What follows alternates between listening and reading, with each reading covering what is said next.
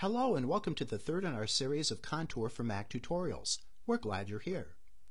Now in our first tutorial we covered how to install and register the software. In the second tutorial we covered screenwriting basics and the theory behind Contour, and in this tutorial we'll be going on a tour of the software, how to outline your first screenplay in Contour, as well as exploring other features of the software. Let's get started. Let's go on a tour of Contour. At the top, extending almost the entire width of the window, is the progress bar. Now the progress bar provides you with a way to track your progress as you develop your screenplay. When you enter information into one of the fields in the center, that corresponding section is filled in on the slider to show you that it's been completed.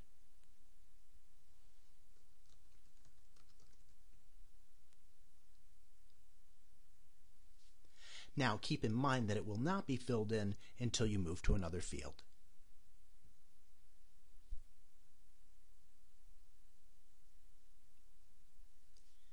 To the left is the Screenplays pane. This displays a list of the screenplays you're currently working on, as well as some that we provided to you as examples. At the bottom of the pane are the Add button, the Delete button, the Information button, as well as a search field. To the far right are two other panes and two buttons. The top pane is the tips area, in which you can receive tips on how to construct a particular section of your screenplay. The bottom pane provides you with examples for Act 1 only. Examples for Act 2 and Act 3 can be found in the examples we provided for you, such as Slumdog Millionaire, Silence of the Lambs, Kung Fu Panda, American Beauty, and Spider-Man 2. Keep in mind that the panes on the far right are for informational purposes only. You won't be entering anything into those panes. Down below the Examples pane are two buttons. To the left is the Ideas button. Pressing the button will bring up the Ideas pane, where you can store random ideas, bits, and snippets of genius. The Guide button, when clicked, provides you with a pop-up window which displays a breakdown of your script as it falls within the Contour method. At the very top of the screen are drop-down menus. Most of the menu items are self-explanatory. We'll cover the menu items requiring further explanation as we go.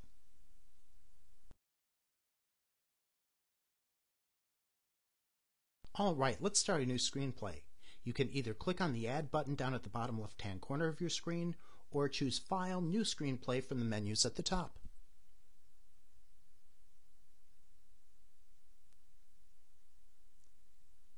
For our example, we're going to call this Spider-Man 2.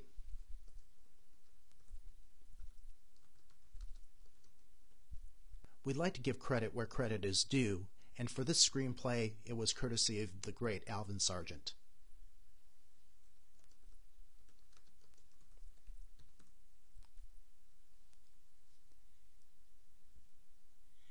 In the Date field, enter the date where you first start your screenplay.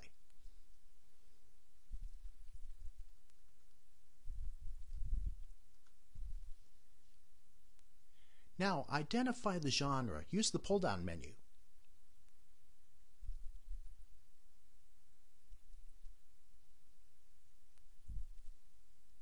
Finally, identify the source. Use the pull-down menu.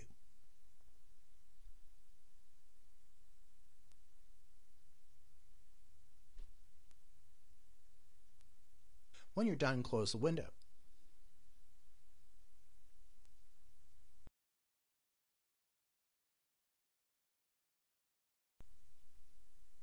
As you see at the top, we haven't made any progress, so let's get moving. The first thing we need to do is to define what our screenplay is about. Thus, we need to answer four basic questions. Those questions are: who is the main character?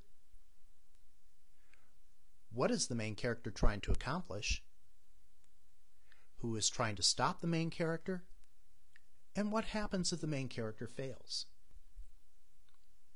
Let's take a few moments right now to enter that information, and let's use Spider-Man 2 as an example. First, who is the main character?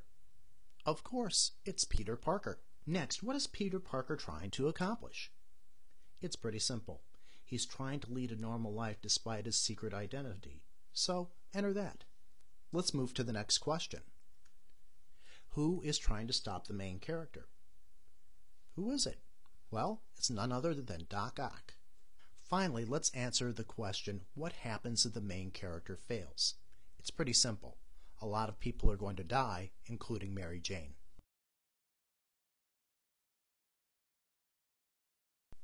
The next section is the archetypes. If you remember from our last tutorial, our main character, aka the protagonist, goes through a series of journeys where he assumes different roles: the orphan, the wanderer, the warrior, and the martyr. If you haven't seen the last tutorial, you might want to check it out before you move any further. Again, we have a series of 4 questions.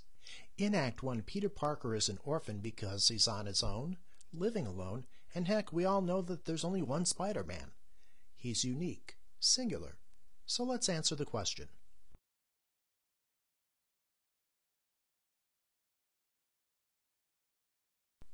Next, let's answer the question, how is he a wanderer in Act 2? Simple. He tries to find himself without being Spider-Man. Let's add that. Moving on to the third question, how is Peter Parker a warrior in Act 2? This is a slam dunk. Peter fights Octavius to save New York City and Mary Jane.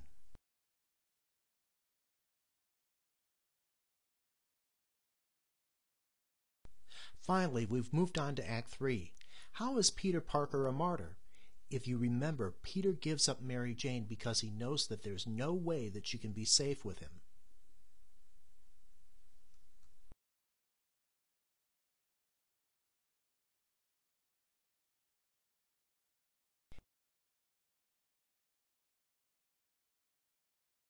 In the contour screenplay structure method, the third important step in the process is to come up with the formula of your screenplay.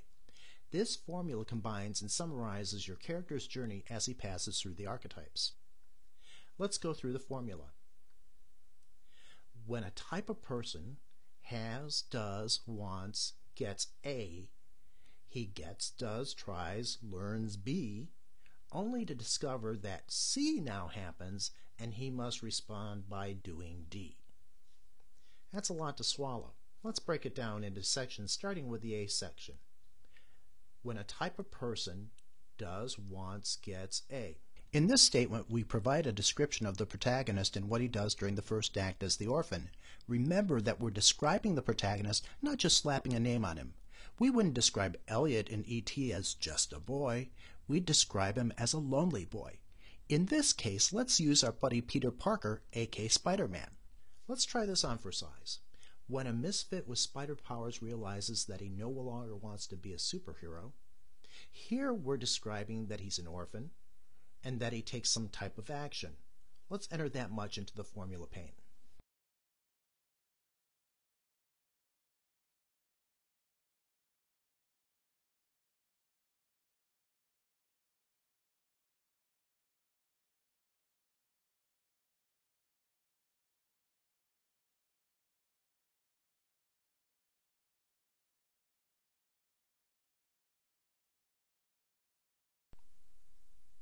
So there's our A statement. Let's continue.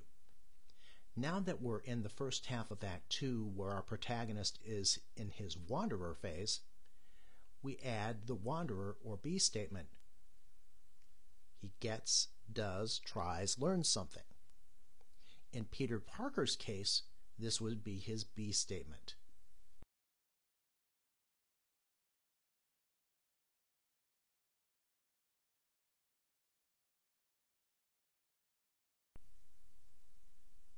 And as we know, Peter flops as a normal person. That is in his destiny. Let's move on to the warrior phase, only to find out that C happens. This is the C statement, or the warrior statement, which describes the second half of Act 2. Our protagonist is thrust into a high-stakes conflict in some way, shape, or form. In Peter's case, he has to save Mary Jane, who has been kidnapped by Doc Ock. Our C statement would then be,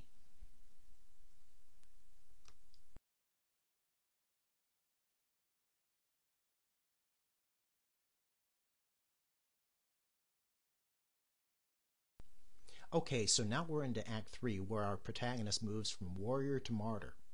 He's going to give it all up in some way, shape, or form.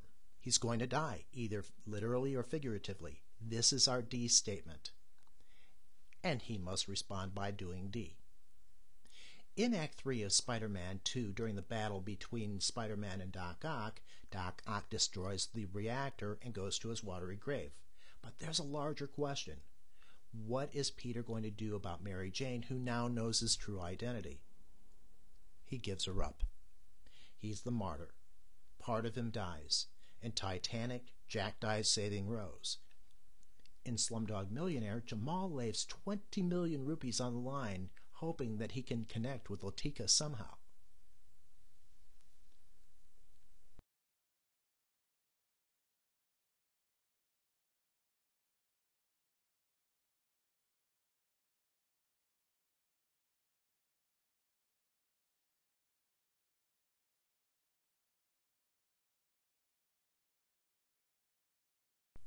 So there it is, the formula. And if you take a look at the 50 highest grossing films of all time, you'll see that they incorporate this formula in some way, shape, or form. And as in all good films that spawn sequels, this tutorial is...